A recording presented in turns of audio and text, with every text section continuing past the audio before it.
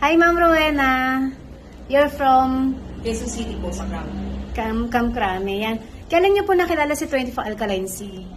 Lumaan po siya sa Facebook ko last year. Ginawa ko po siyang vitamin lang.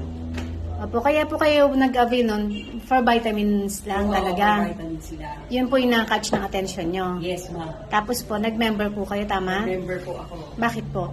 Actually, nag-member ako para makatipid ako sa pagbibili ng vitamin C. Ay, sa Yun lang discount. ang intention ko talaga para makatipid. Siyempre, mas mababa pag member ka. Opo. Ngayon, pero lately, na-diagnose ako na merong endometrial cancer.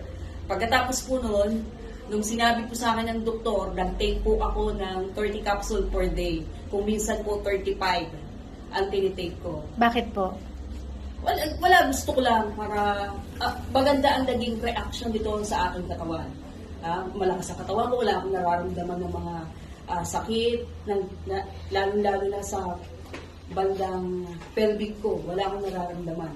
So, nang ma-diagnose ako niyan, pinalaboratory ako ng doktor, binigyan ako ng mga laboratory test, binigyan pa ako ng CT scan, pagkatapos po, in-schedule na po akong operahin. Na-biopsy pa kayo, di ba, ma'am? Nagpa-biopsy po ako.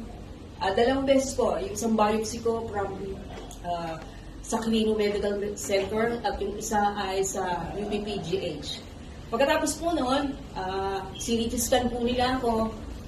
The following day, nag-bit na po ako tapos inoperahan na po ako. So, ang magandang balita lang po kasi hindi na po ako kailangan iinom. Wow. Kaya nagpapasalamat po ako sa malaking tulong na ginawa sa akin ng Diyos na Alkaline C. Mabuti nga kamo dumaan sa work ko.